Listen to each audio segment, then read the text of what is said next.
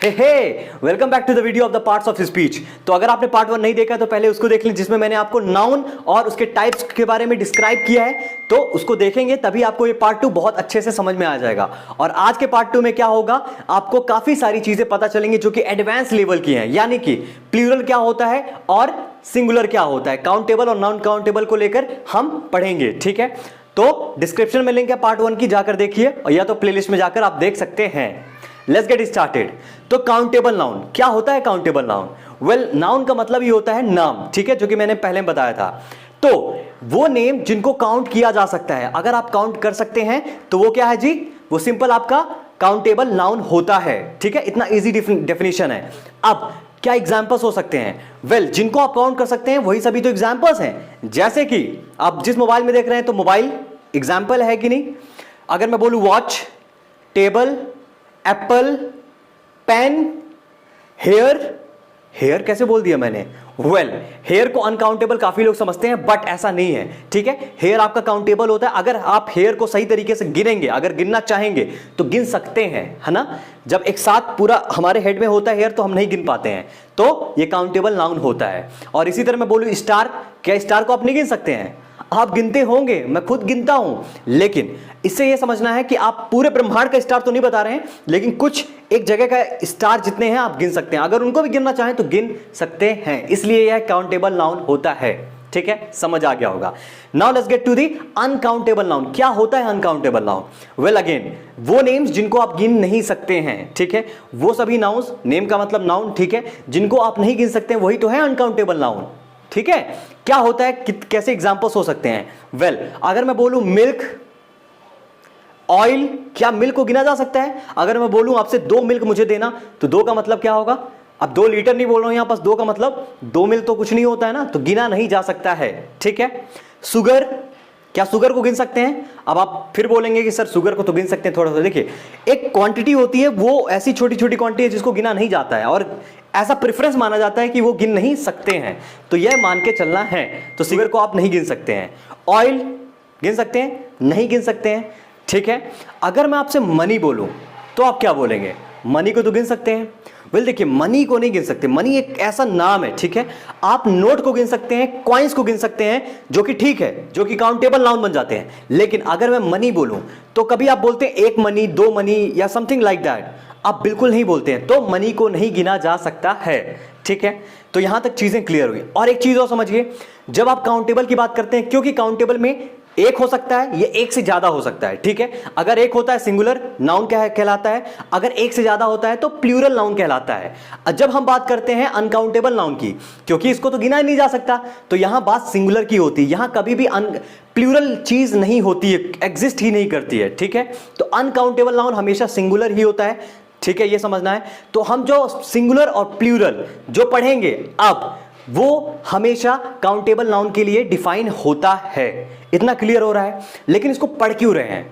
इसको पढ़ने की जरूरत क्या है? देखो समझो इस चीज को, जब हम लोग सब्जेक्ट, कोई भी आप फ्रेज या फिर आप सेंटेंस बनाते हैं तो किससे बनता है? आपका पहला सब्जेक्ट होता है ना, या फिर इसके बाद आपका वर्ब होता है, फिर ऑब्जेक्ट होता है, यानी सब्जेक्ट, वर्ब और ऑब्जेक्ट। ठीक है, तो जो सब्जेक्ट और वर्ब है ना, अगर सब्जेक्ट आपका सिंगुलर होगा, अब सब्जेक्ट क्या हो सकता है? देखो सब्जेक्ट तो सिंपल नाउन भी हो सकता है, प्रोनाउन भी हो सकता है, और वर्ब भी हो सकता है। अब देखिए प्रोनाउन तो हम पढ़ेंगे, प्रोनाउन भी कुछ नहीं होता, इसी का सब्स्टिट्यूट होता है। ठीक है, तो सिंपल नाउन और प्रोनाउन एकदम सिमिलर टाइप की चीजें, कॉन्सेप्ट हैं। लेकिन जब वर्ब होता है तो वर्ब थोड़ा सा एडवांस लेवल का हो जाता है, क्योंकि वर्ब जब सब्जेक्ट के फॉर्म में यूज होता है तो आप उसको आईएनजी से यानी जेरेंट से फॉर्म करते हैं, या तो इन्फिनिटिव से फॉर्म करते हैं, यानी टू लगाकर। अब वो बात का कॉन्सेप्ट है, तो उसके बारे में हम नहीं जाएंगे। तो यहां पास या तो नाउन होगा सिंपल, या तो प्रोनाउन होगा। अगर नाउन और प्रोनाउन होता है, अगर सिंगुलर है तो आप क्या यूज करेंगे? सिंपल आप वर्ब जो होगी वो सिंगुलर वर्ब यूज करेंगे। ठीक है, जब हम वर्ब पढ़ेंगे अच्छे से तो आपको और भी चीजें अच्छे समझ में आ जाएंगी। अगर प्लूरल सब्जेक्ट होगा तो हम लोग प्लूरल वर्ब को यूज करते हैं। इसलिए हमको पढ़ने की जरूरत पड़ती है, क्योंकि हम बहुत सारे मिस्टेक्स करते हैं जब हम सिंगुलर और प्लूरल वर्ब चूज करते हैं, क्योंकि ये होता ही है इतना कॉम्प्लेक्स टॉपिक, ठीक है, जो कि हमको कभी कभी नहीं समझ क्या ज्यादातर नहीं समझ आता है। तो चलिए अब हम देखते हैं हम कैसे डिटरमिन कर सकते हैं कि कौन सा नाउन सिंगुलर है या प्लूरल। तो टोटल मैं आपको 6 कॉन्सेप्ट बताने वाला हूं। इन 6 कॉन्सेप्ट को अगर आप देख लेंगे, समझ लेंगे, तो आपको नॉर्मल किसी भी चीज में डाउट नहीं आएगा, ठीक है। Let's get started. पहला कॉन्सेप्ट है कुछ ऐसे नाउन्स जिनका सिंगुलर और प्लूरल बिल्कुल सेम होता है, यानी जब आप उनको चेंज करते हैं प्लूरल में तो आपको कुछ भी चेंजेस नहीं करने हैं, ठीक है, क्योंकि सिंगुलर प्लस प्लूरल दोनों आपका सेम होता है। तो ये याद रखना है। अब वो ऐसे कौन से नाउन्स हैं, चलिए देखते हैं। तो मैं अगर फिश बोलूं, देखिए फिश का फिश ही होता है प्लूरल, लेकिन हम कभी कभी फिशेस भी यूज करते हैं। कब करते हैं? जब आप किसी अदर वेराइटीज की फिश को डिफाइन करते हैं, ठीक है, तब आप फिशेस यूज करते हैं। और क्या एग्जांपल्स हो सकते हैं? Aircraft, advice, information, furniture, series, deer, baggage, species, etcetera. इसी तरह आपको ये याद रखने हैं, ठीक है, इजी है काफी। सेकेंड, तो कुछ ऐसे नाउन जो कि सिंगुलर होते हैं बट हमको लगते कैसे हैं? प्लूरल लगते हैं, क्योंकि वो खत्म किससे होते हैं? एस से। और हमको क्या समझ में आता है कि जो एस से खत्म होता है वह प्लूरल होता है, बट ऐसा नहीं होता है। तो लेट्स सी द एग्जांपल्स। ऐसे कौन कौन से वर्ड्स हैं जो कि बिल्कुल प्लूरल नहीं होते हैं, सिंगुलर होते हैं, बट हमको प्लूरल जैसे लगते हैं। अगर मैं मैथमेटिक्स बोलूं तो ये सिंगुलर है, प्लूरल नहीं है, ठीक है। इलेक्ट्रॉनिक्स बोलूं, सिंगुलर है, प्लूरल नहीं है। अगर मैं इसी तरह इकोनॉमिक्स बोलूं, सिंगुलर है। पॉलिटिक्स बोलूं, इनिंग्स बोलूं, तो ये सब सिंगुलर है। और एथलेटिक्स बोलूं तो वो भी सिंगुलर है, एटसेट्रा। बहुत सारे एग्जांपल्स होते हैं। तो ये कुछ एग्जांपल्स आपको याद और समझ में आने चाहिए, ठीक है। इनिंग्स भी होता है, तो इनको याद रखिएगा क्योंकि ये सब सिंगुलर नाउन्स हैं, ठीक है। नेक्स्ट थर्ड, कुछ ऐसे नाउन्स जिनका सिंगुलर एग्जिस्ट नहीं करता है, वो प्लूरल फॉर्म में ही एग्जिस्ट करते हैं, ठीक है, यानी उनका सिंगुलर नहीं होता। आप एस हटाकर सिंगुलर मत बना देना उनको, ठीक है, वो बिल्कुल प्लूरल ही होते हैं। अब उसका रीजन क्या होता है कि क्यों प्लूरल होते हैं?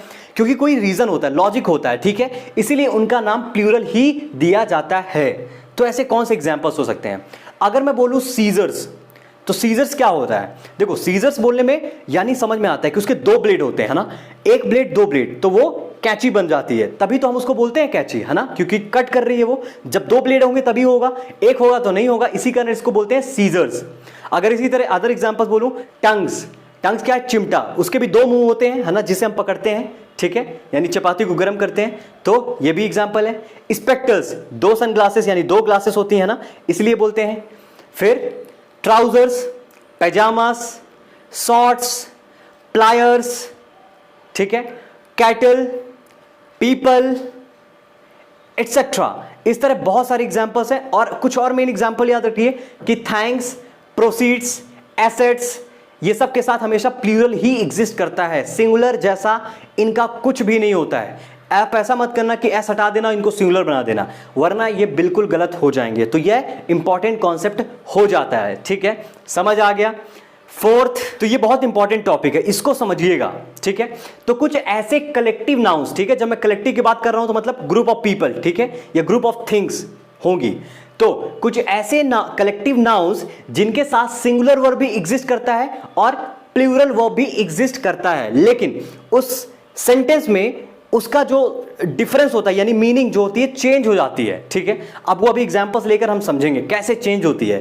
तो कुछ ऐसे कलेक्टिव नाउन्स जिनमें आप सिंगुलर भी यूज कर सकते हैं और प्लूरल भी यूज कर सकते हैं। तो ऐसे कौन कौन से कलेक्टिव नाउन्स हो सकते हैं देखते हैं। अगर मैं टीम बोलूं, पुलिस बोलूं, कमिटी बोलूं, ठीक है, पार्लियामेंट बोलूं, तो या फिर फैमिली बोलूं, है ना, इन सब का मतलब होता है कलेक्टिव नाउन ही, है ना, क्योंकि ये एक कलेक्शन को डिफाइन करते हैं किसी नेम से, ठीक है। लेकिन अब ये यूज कैसे हो सकते हैं, चलिए एग्जांपल देखते हैं, एग्जांपल से आपको समझ में आएगा। तो अगर मैं बोलूं the committee has made it's recommendation, देखिए अब मैंने यहां क्या यूज किया? हैज यूज किया। हैज का मतलब क्या है? सिंगुलर वर्ब है, ठीक है। तो कमिटी का मतलब क्या? उस कमिटी में जितने भी इंडिविजुअल पर्सन हैं मैं उन सबको डिफाइन कर रहा हूं, ठीक है। उन सभी लोगों ने अपना रिकमेंडेशन बना लिया है ना, ठीक है। तो इससे यह चीज समझ आती है। तो जब आप सिंगुलर वर्ब के बारे में मतलब वर्ब को लेकर यूज कर रहे हैं तो क्या हो जाता है? तो वह पर्टिकुलर पर्सन उस ग्रुप ऑफ इंडिविजुअल यानी ग्रुप ऑफ कलेक्शन में, ठीक है, उस पर्टिकुलर पर्सन को डिफाइन करता है। तो अब मैं अगर कमिटी को लेकर प्लूरल वर्ब यूज करूं तो क्या होगा, चलिए देखते हैं। The committee are conducting a formal investigation. अब कमिटी मतलब, अब देखिए यहां पर प्लूरल यूज हो रहा है, यानी जो कमिटी है ना, अलग अलग कमिटी है, वो सभी लोग क्या कर रहे हैं, फॉर्मल इन्वेस्टिगेशन को कंडक्ट करवाना चाह रही हैं या करना चाह रही हैं, ठीक है। तो समझ में आया सिंगुलर और प्लूरल में। एक और एग्जांपल देखते हैं। The team is painting a mural, ठीक है। इसका मतलब क्या कि जो टीम में सभी मेंबर्स हैं, है ना, एक एक मेंबर इंडिविजुअली उस म्यूरल को पेंट कर रहे हैं, ठीक है। तो यहां से ये चीज समझ आती है। अगर मैं इसको प्लूरल वर्ब फॉर्म में यूज करूं तो कैसा होगा, the team are in disagreement about how to paint a mural, ठीक है। इसका मतलब क्या, कई सारी टीम है और वह आपस में डिसएग्रीमेंट यानी उनको समझ में नहीं आ रहा है कि किस तरह म्यूरल को पेंट किया जाएगा, ठीक है। तो ये समझ में आ गया होगा। Fifth, masculine gender. अब ये क्यों पढ़ रहे हैं, देखिए जब जेंडर की बात होती है तो आपको समझ में आता है या तो मेल हो सकता है या फीमेल हो सकता है। अगर मेल होता है तो मेल वाला प्रोनाउन यूज कर सकते हैं, जैसे हिज, हिम। अगर फीमेल होता है तो हर यूज करते हैं। लेकिन आपको पता कैसे चलेगा जब नॉन लिविंग बीइंग होगा, ठीक है। तो उसी के लिए आपको ट्रिक होता है कि जब आप स्ट्रेंथ या कुछ वायलेंट वाली बात करते हैं तो आपको वहां इसको मेल जेंडर यानी मेल प्रोनाउन के साथ यूज करना होता है। तो ऐसे कौन से मस्कुलिन जेंडर होते हैं, चलिए देखते हैं। अगर मैं बोलूं सन, ठीक है, समर, विंटर, टाइम एटसेट्रा, तो इनके लिए आपको मेल वाला प्रोनाउन ही यूज करना है। Let's see the examples. The sun sets his beams on rich and poor alike, ठीक है। इसका मतलब सिंपल कि गरीब और अमीर में वह अपनी बीम को सेम इंटेंसिटी से देता है। इसी तरह आपका आता है फेमिनिन जेंडर। अब फेमिनिन जेंडर क्या होता है, देखिए जब भी कभी भी आपको, है ना, जब भी ब्यूटी को रिप्रेजेंट करना हो, ठीक है, या जेंटलनेस को रिप्रेजेंट करना हो तो आपको इसी यानी नॉन लिविंग बीइंग होगा तो आपको वहां पास सिंपल फीमेल प्रोनाउन यूज होता है। जैसे क्या हो सकते हैं, मून, अर्थ, नेचर एटसेट्रा। तो जनरली ये तीन के लिए तो हम जानते हैं ये ब्यूटी को ही रिप्रेजेंट करते हैं, इसलिए हम लोग इनके साथ फीमेल वाला प्रोनाउन यूज करते हैं। Example, the moon has hidden her face behind the cloud. तो मून ने अपना चेहरा छुपा लिया क्लाउड के पीछे। Now the last concept is which is sixth concept. अब यहां पास क्या होगा, न्यूट्रल जेंडर की बात होगी, यानी जो कि ना मेल है जो कि ना कि फीमेल है। तो इनके साथ क्या यूज करेंगे, देखिए जब भी आप बेबी बोलते हैं, जैसा चाइल्ड बोलते हैं, ठीक है, या तो बुक बोलते हैं, तो और एटसेट्रा, इनके साथ ना आप कोई भी मेल वाला प्रोनाउन या तो फीमेल वाला प्रोनाउन यूज नहीं करते हैं, ठीक है। लेट्स सी द एग्जांपल, आपको समझ में आएगा, ठीक है। The child is asleep, don't wake it. मतलब क्या कि जो बच्चा, क्योंकि बच्चे में ना हम डिस्क्रिमिनेशन नहीं करते हैं ना, हम उसको फीमेल और मेल जेंडर से डिफाइन नहीं करते हैं, तो इसी कारण मैं यहां पास इट यूज कर रहा हूं, ठीक है। इट से समझ आ रहा है क्योंकि जेंडरलेस नाउन है। जेंडरलेस नाउन हो सकता है या तो आपका नॉन लिविंग बीइंग भी हो सकता है, ठीक है। तो इसलिए यहां इट से डिफाइन कर रहा हूं।